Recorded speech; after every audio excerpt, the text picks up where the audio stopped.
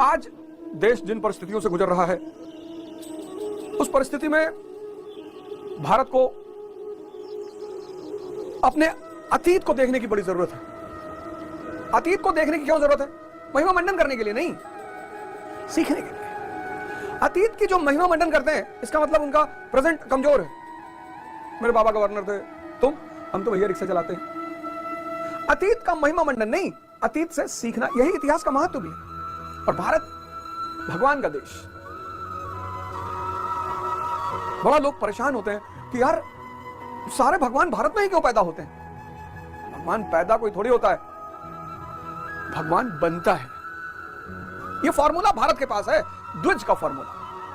द्विज, एक जन मां देती है, एक जन गुरु देता है।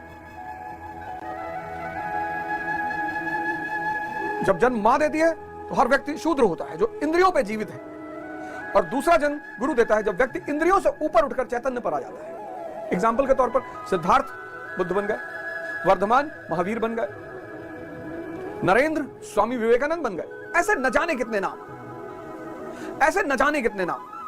और हर गुरु का अपना रूप। अब पानी के जहाज से जा रहे थे, तो पानी के जहाज का जो कप्तान था उसके पास न्यूज़पेपर था, तो उन्होंने कहा भैया न्यूज़पेपर पढ़ लूं?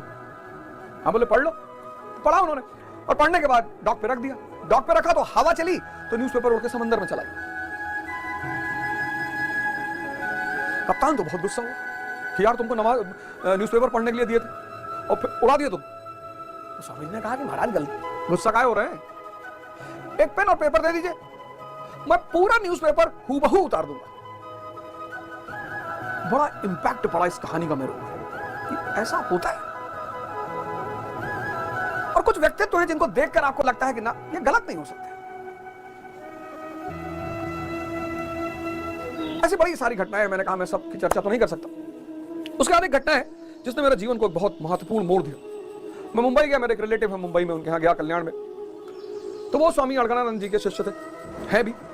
तो मैं जब वहां से उनके यहाँ से चलने लगा तो उन्होंने मुझे ये किताब दी, कहा भैया ये ले जाइए और इसको पढ़िए, और अद्भुत किताब। तो ले आया, 2008-9 के आसपास की बात है। मैं ले आया, रखी रही। फिर एक दिन ऐसा ही मैं कुछ ढूंढ रहा था, ये किताब मेरे हाथ लगी। और जब ये किताब मेरे हाथ लगी और मैंने इसको पढ़ना शुरू किया तो बड़े सारे डाउट, बड़ी सारी शंकाएं, मतलब ऐसा लगा जैसे किताब मेरा वेट कर रही थी कि अवध ओझा तू मुझे पढ़ और मैं तेरे शंकाओं का समाधान करूंगी, और मैं तेरे शंकाओं का समाधान करूंगी। धर्मशास्त्र है स्वामी अड़गड़ानंद जी द्वारा रचित, 5200 साल बाद। पहली लाइन इंट्रोडक्शन की लिखते हैं कि श्री कृष्ण जिस स्तर की बात करते हैं, क्रमशः चलकर उसी स्तर पर खड़ा होने वाला कोई महापुरुष ही अक्षरशः बता सकेगा कि श्री कृष्ण ने जिस समय गीता का उपदेश दिया था, उस समय उनके मनोगत भाव क्या थे। मतलब जो भगवान कृष्ण की स्थिति थी, उसी स्थिति का व्यक्ति ही आपको बता पाएगा। पहली बात। दूसरी बात, इस ग्रंथ ने जो दूसरी जबरदस्त बात कही, जिससे मैं बड़ा प्रभावित हुआ। मैं हमेशा कहता हूं कि जिसको धर्म समझ में नहीं आया, समझ लो उसको जीवन तो कभी समझ में आएगा ही नहीं। और ईश्वर एक है।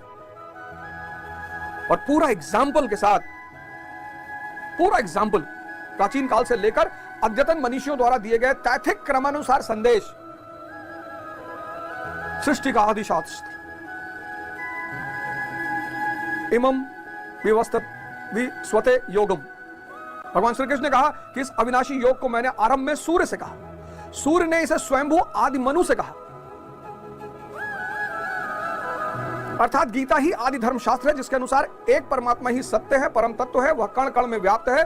योग साधना के द्वारा वह परमात्मा दर्शन, स्पर्श और प्रवेश के लिए सुलभ है। भगवान द्वारा उपदिष्ट वह आदि ज्ञान वैदिक ऋषियों से लेकर आद्यावधि अक्षुण रूप से प्रवाहित है। ये तो गीता कह रही है। वैदिक ऋषि